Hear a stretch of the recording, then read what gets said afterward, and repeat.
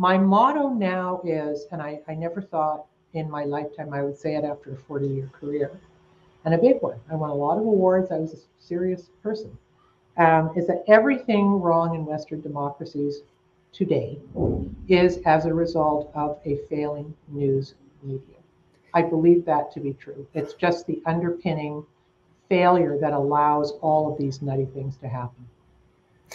Yeah, it seems to be true. I mean, I didn't start to realize how bad mainstream media was and how harmful mainstream media was and is until relatively recently, due in part to, you know, the kind of work that I was doing around things like the gender identity issue and the misreporting and extremely biased reporting in that regard. And then, of Yeah. course, when COVID happened, things just went so awry. And, you know, people have been ingesting propaganda for the past year that has created so much division and hatred and of course really serious harmful misinformation. um I wonder, I mean, it sounds like you were sort of hip to what was going on from the beginning. I mean, I just like, I'm trying to be like accountable. So early on, at first, when COVID came around and they wanted to lock us down for 2 weeks, Yeah. um, I was on board and I was like, Yeah. you guys, like, stop whining. Just, you know, stay home for 2 weeks. No big deal. Let's just get this out of the way.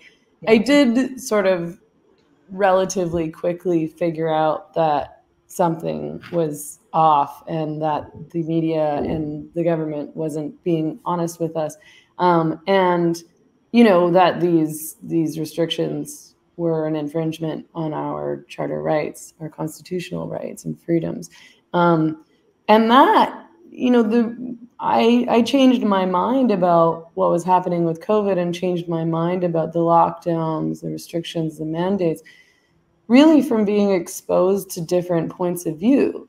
You know, so I would be talking about these things on YouTube and people in my comment section or in my live chats would be like, no, no, no, this isn't what's going on. Like, Yeah. read this, read this.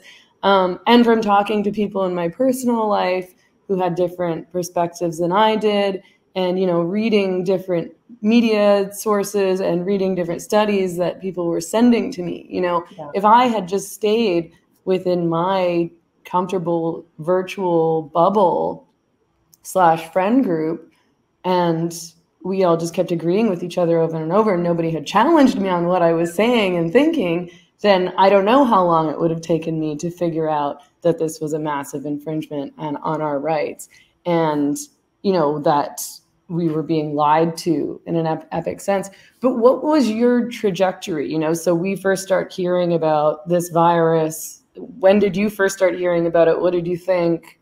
Well, I guess I started kind of noticing it in maybe February. The coverage started to get strange. I remember seeing the Chinese videos of the people falling over that didn't really look all that credible. But, you know, I was not sort of like instantly thinking, oh, this is like really not happening.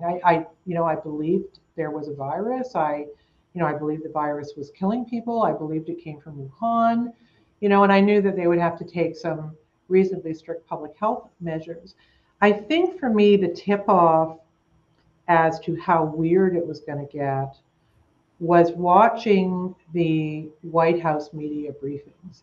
And it became clear to me that regardless of what you think of Donald Trump, you have to put it like a caveat when you say anything moderately nice about Trump, right? Or people think you're insane. But regardless of what you think about him, you could see that the media were rooting for COVID to be really bad as a tool to get rid of him, right? They gave him no room to maneuver.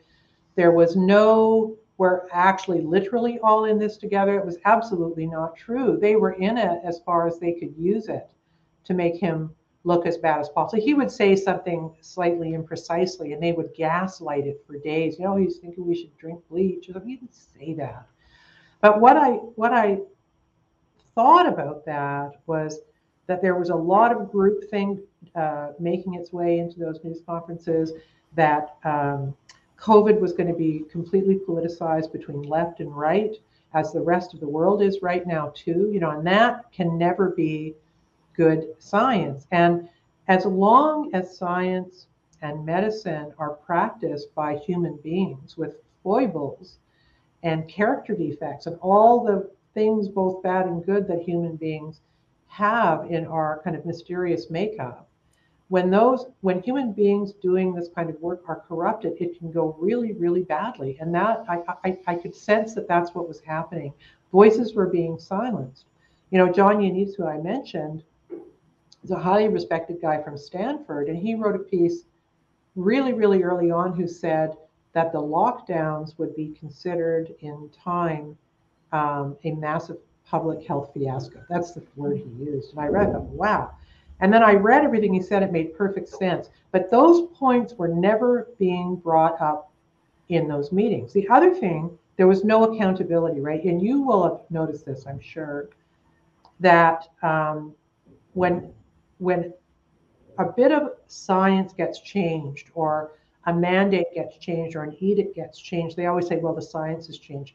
There's never any accountability for them having been wrong, right? No one in the media is holding public health officials accountable unless they aren't locking down hard enough, right? The argument the media makes is never, see if we can open up the economy, see if maybe we can find another way so we're not stopping cancer surgeries. They never do that. What they do, and what they have been doing for 2 years, is always defaulting on the side of fear, worst case scenario, anecdotal stories. 15-year-old dies of COVID, and then you read the fourth paragraph, and it turned out the child was fourth stage, renal cancer or something. I mean, that's what they were doing. And this combination of hero worship, dysfunctional media, politicization, and a terrified public was going to only have a bad end. And here we sit now, Megan, from 2 weeks to flatten the curve to martial law, right? Virtually in Canada, it could be that. That's where we are. And people in Canada, some of them, want this, right? They want the measures to stay in place. Some of them, they want to be locked down. They want to have mandates. They want to be separated from people who don't think the way that they do. And I've said this on the show a bunch of times.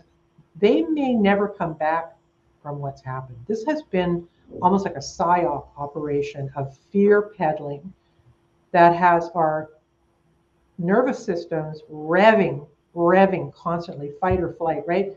It's very, very bad for us. And I think that there are some people who will never come back. I think they've been so psychologically damaged by our politicians and our media and public health. They will forever be hiding under their beds like Howard Hughes, unable to embrace, their children and grandchildren because they've been made so afraid of this virus. And that, to me, is absolutely criminal.